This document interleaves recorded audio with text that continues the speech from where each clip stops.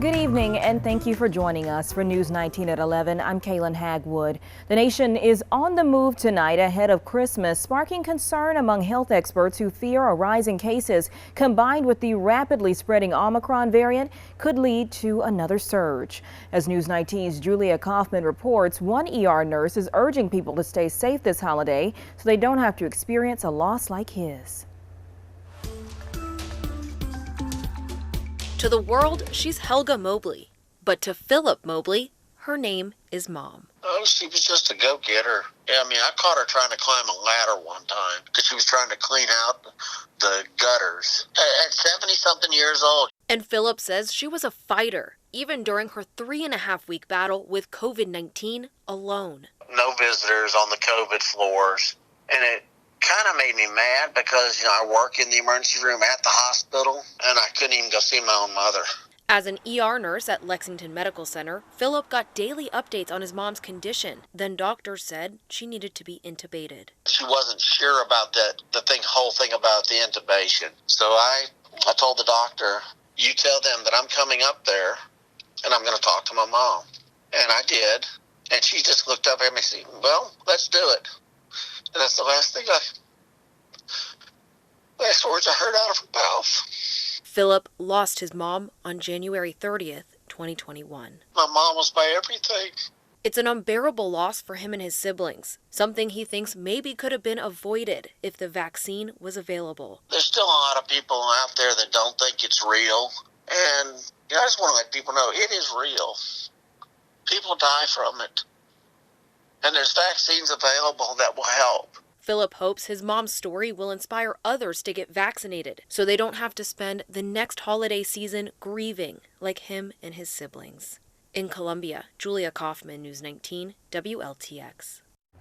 Across the nation, effects of the rise in cases are being felt from the Broadway stage to the NFL field, with multiple games pushed back amid outbreaks. The Netherlands announcing today a strict new lockdown due to the spread of the Omicron variant in that country. Well, meanwhile, the push to stop the Biden administration's vaccine or testing requirement continues after a federal appeals court reinstated it.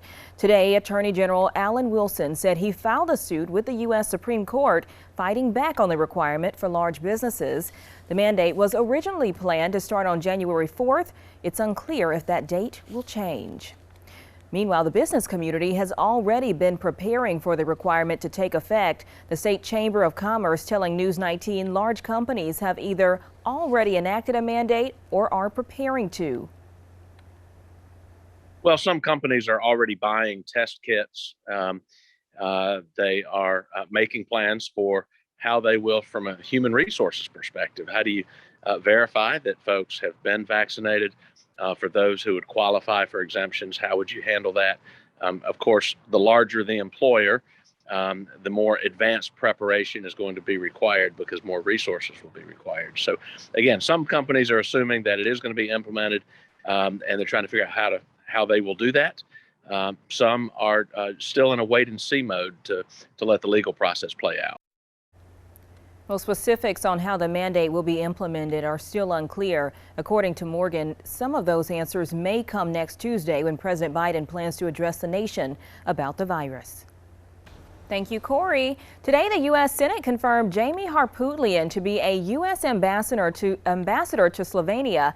Back in July, President Biden nominated her for the position. She was originally a lawyer who practiced right here in the Palmetto State. And a special day at Fort Jackson as families honored those who made the ultimate sacrifice. Wreaths were laid at the cemetery here, at sites across the nation and abroad, in memory of fallen servicemen and women. Part of this mission of the yearly event is to show veterans and their families that we will never forget their sacrifice. And in Irmo, some sad news this evening as the town's very first African-American police officer has died. His name was Frank Lepart, and he served as chief of police from 1972 until 1980. Lepart died at the age of 83. One of Frank's friends, Brian Penna, who grew up with Frank's daughter, says that he was a kind spirit whose door was always open, and shared a little bit about his life. The biggest lesson that I've gained from knowing Chief Frank Lepart is the kindness that he shows. You know, law enforcement sometimes gets a difficult rap in the community or throughout the country. In the town of Irmo, it's nothing like that. People are constantly bringing them cupcakes and bringing them food and supporting the police department. Frank Leiport, I think, embodies the kindness of the community. Well, police say his funeral is set for Wednesday at 1 at the Temple's Halloran Chapel in Irmo. An effort to help those in the Midlands further their education. Rachel Ripp has more on the Scooter Scott project and how its GED program is changing lives. I went in, I was very nervous, you know, being the past that I've tried this before, but people were very nice. Wanda Haskins is one of those students who has benefited from the Scooter Scott Project GED program.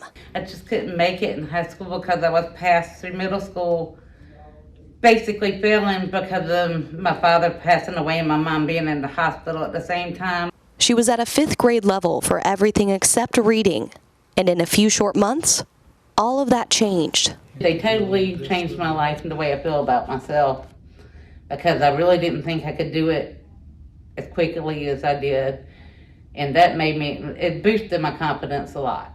Over 500 students have a similar story to Wanda, but for many adults, going back to school can be intimidating.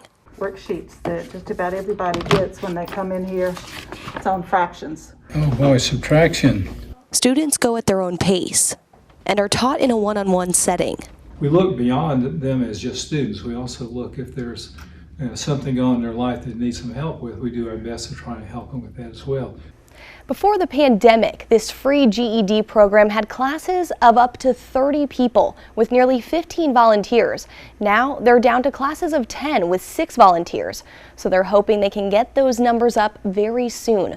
For more details about this program, you can visit our website, WLTX.com. Reporting in studio, Rachel Ripp, News 19, WLTX. Thank you, Rachel. The GED group doesn't have classes again until after the new year. They'll return in January in Casey every Saturday morning. And again, it is completely free. Well, coming up after the break, stormy weather here in the Midlands. Corey Smith has a full look at your forecast. And later tonight, a celebration in Atlanta for South Carolina State as the Bulldogs take home a championship. Stay with us.